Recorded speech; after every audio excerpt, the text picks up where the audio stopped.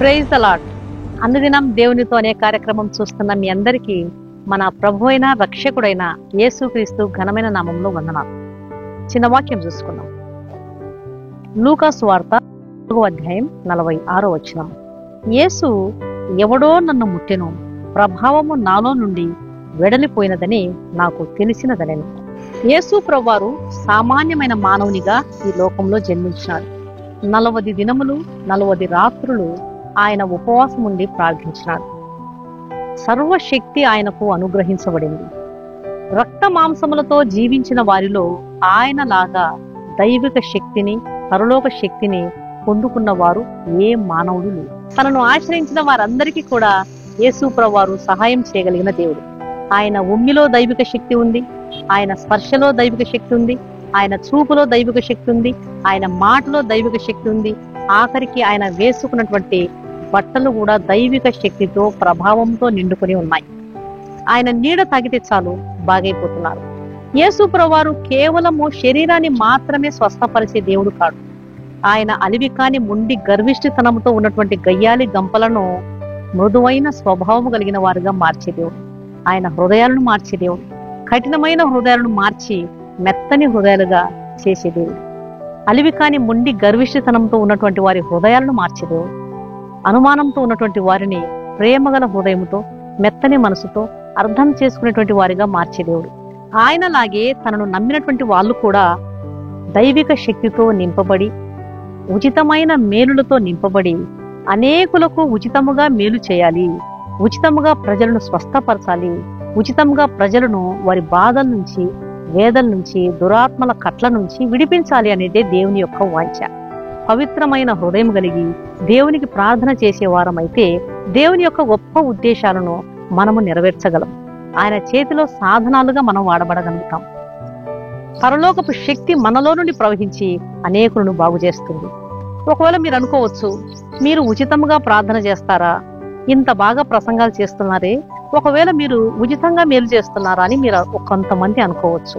అవునండి, ఈ వాక్యం వింటున్నటువంటి వాళ్ళలో అనుదినం దేవునితో అనేటువంటి కార్యక్రమం చూస్తున్నటువంటి వాళ్ళు చాలా మంది, వారు ఎక్కడున్నారో తెలియదు, వారి ముఖాలు కూడా నాకు కొంతమందివి తెలియదు, కానీ ప్రార్థన ద్వారా మేలు పొందిన వారు, స్వస్థపరచబడిన వారు చాలా మంది ఉన్నారు. ఉచితమైన మేళ్లతో నిండి ఉండడమే క్రైస్తవుని యొక్క లక్షణం. జ్యోతి అనేటువంటి ఒక ఆవిడ ఫోన్ చేసి మరి పడకలో ఉన్న తన భర్త కొరకు ప్రార్థన సహాయం కోరితే, మరి ప్రార్థన చేసినప్పుడు దేవుడు ఎంత అద్భుతంగా ఆ సహోదరుణ్ణి ముట్టి, తాకి, స్వస్థపరిచి ఈరోజు తన పని తాను చేసుకోగలుగుతున్నాడు. భార్యకు ఎంతో సహకారిగా ఉన్నాడు.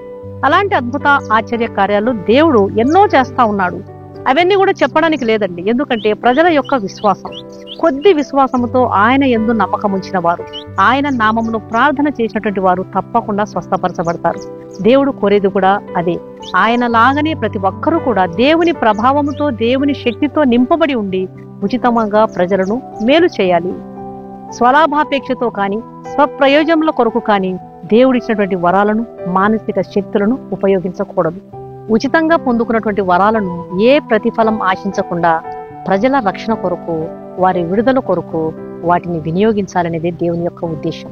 పవిత్రమైన హృదయం కలిగి ప్రభువుకు ప్రార్థన చేసేవారమైతే మన ద్వారా దేవుని యొక్క గొప్ప ఉద్దేశాలు నెరవేర్చబడతాయి. ఇక్కడ 12 సంవత్సరాల నుంచి రక్తస్రావంతో బాధపడుతున్నటువంటి స్త్రీలో విశ్వాసం ఉంది. అంత మాత్రమే కాదు, ఆమెలో ధైర్యం కూడా ఉంది. బలహీనురాలైనటువంటి ఆ స్త్రీ జన సమూహముతో వస్తున్నటువంటి యేసు ప్రభు వారి మీద చాలా మంది పడతా ఉన్నారు. అయితే ఆమె స్వస్థత కొరకు అంతరంగంలో విశ్వాసం ఉంది, బహిరంగంగా కూడా ధైర్యం చూపిస్తుంది, తెగువ చూపిస్తుంది. ఎంతో మంది ఆమెను తాకితే చాలు ఆమె కింద పడిపోయేదే. అటువంటి బలహీనురాలైనటువంటి ఆ స్త్రీ ధైర్యముతో, విశ్వాసముతో యేసు ప్రభు వారి చెంగు ముట్టాలి, ఆయన వస్త్రపు చెంగు మాత్రము ముట్టినా నేను బాగుపడుదును అనుకుని ఆ జన సమూహంలో సందు చేసుకుని వెనక నుండి వెళ్లి ఆయన వస్త్రపు చెంగును ముట్టింది. ఆయన వస్త్రపు చెంగును ముట్టింది. అంతే, అద్భుతమైనటువంటి దైవిక శక్తి ఆమెలోనికి ప్రవేశించి ఆమె స్వస్థపరచబడింది. దేవుని నామానికి మహిమ కలుగును గాక. ఎంత గొప్ప స్వస్థత చూడండి. ఈ వాక్యం వింటున్నటువంటి నీలో కూడా ఒకవేళ ఏ అనారోగ్యంతో బాధపడుతున్నావో తెలియదు, కానీ ఆయన వస్త్రపు చెంగును ముడితే చాలు. ఆయన వాక్యం మీద చేయి ఉంచు, ఆయన వాగ్దానం మీద చేయి ఉంచు. విశ్వాసముతో ప్రభువా నన్ను కూడా స్వస్థపరచండి, నీలో ఉన్నటువంటి దైవిక శక్తి నాలో పని చేయనివ్వండి అని ప్రార్థన చేసినట్లయితే ప్రభువు తప్పకుండా నిన్ను స్వస్థపరుస్తాడు. ఆ కాలంలోనే కాదండి, యేసు ప్రభు వారు వర్తమాన భూత భవిష్యత్ కాలంలో ఉండే దేవుడు. ఆయన అప్పట్లోనే కాదు అద్భుతాలు చేసేది, నేటి వరకు ఆయన సజీవుడై తన యందు నమ్మకం ఉంచి విశ్వాసం ఉంచినటువంటి వారిని స్వస్థపరుస్తూ ఉన్నాడు. ఆయన ఎవరిని బలవంతంగా స్వస్థపరచలేదు, ఆయన ఎవరిని బలవంతంగా మార్చడం లేదు, ఆయన ఎవరిని బలవంతంగా బ్రతికించడం లేదు, ఆయన ఎవరిని కూడా బలవంతంగా దెయ్యాల నుంచి విడిపించడం లేదు. తనను నమ్మిన వారితో నీవు నమ్ముచున్నావా? నీ నమ్మిక చొప్పున నీకు కలుగునుగాక. నేను ఇది చేయగలనని నీవు నమ్ముచున్నావా? నీ విశ్వాసమును బట్టి నీవు స్వస్థపరచబడతావు అని అంటున్నాడు. కానీ యేసు ప్రభు వారు ఎవరిని కూడా బలవంతంగా మార్చాలి అనుకోలేదండి. చాలా మంది అనుకుంటారు మీరు బలవంతంగా చేస్తా ఉన్నారు. ప్రజల విశ్వాసాన్ని బలపరచడం కొరకే, వారి విశ్వాసాన్ని వృద్ధిపరచడం కొరకే ఈ మాటలు చెప్తా ఉన్నాం. కానీ బలవంతంగా మార్చనేది దేవుని సేవకుల ఉద్దేశం కాదు. అసలు దేవుని ఉద్దేశం అది కానే కాదు. నీవు నమ్ముచున్నావా? నేను స్వస్థపరచగలను, నేను బాగు చేయగలను, నువ్వు ఒక రూపాయి కూడా ఇవ్వాల్సిన పని లేదు, ఉచితముగా కేవలం ఫ్రీగా దేవుడు స్వస్థపరుస్తున్నాడు. ఒక్క ధనాన్ని ఆశించడం లేదు, నీ దగ్గర నుంచి బంగారం ఆశించడం లేదు, ఏ నిలువు దోపిడి ఆశించడం లేదు. దేవుడు ఉచితంగా నిన్ను స్వస్థపరచాలి, ఉచితంగా నిన్ను విడిపించాలి, ఉచితంగా నీ బంధకాల నుంచి, సాతాను భయాల నుంచి నిన్ను విడిపించాలి అని దేవుడు ఆశిస్తా ఉన్నాడు. మరి నువ్వు నమ్ముతున్నట్లయితే తప్పకుండా నీ అస్వస్థతగా ఉన్నటువంటి ప్రదేశంలో చేయి ఉంచుకో. నేను ప్రార్థన చేస్తాను. కళ్ళు మూసుకోండి, ప్రార్థన చేస్తాను. పరిశుద్ధుడైన తండ్రి, ప్రేమగల నాయన, ఎంత ప్రేమగల రక్షకుడు నువ్వు మాకు దొరికినవు దేవా, నీకు స్తోత్రములు నాయన. కనపడని రోగాలను కూడా, డాక్టర్ సైతం బాగు చేయని వ్యాధులు కూడా, మొండి వ్యాధులను బాగు చేయగల సమర్థుడు తండ్రి, నీకు స్తోత్రములు నాయన. ఎంత ప్రేమగల రక్షకుడు అయ్యా. ఈ వాక్యం ఇచ్చినటువంటి మీ ప్రియ బిడ్డలు ఎంతో విశ్వాసముతో తమకు అనారోగ్యంగా ఉన్నటువంటి ప్రాంతములు నీ హస్తాన్ని ఉంచమని వేడుకుంటున్నారు, స్వస్థపరచమని వేడుకుంటున్నారు తండ్రి. మీరు కృప చూపించండి అయ్యా.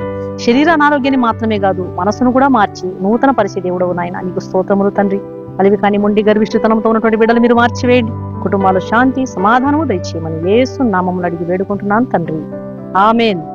ఈ వాక్యం విన్న ప్రియ దేవుని బిడ్డలారా, దయచేసి దేవుని వాక్యాన్ని అనేకులు విని మేలు పొందే విధంగా వారికి షేర్ చేయండి.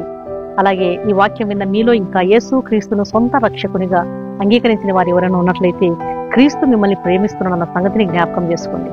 ఆయన ప్రేమతో సిలువకెక్కినాడు.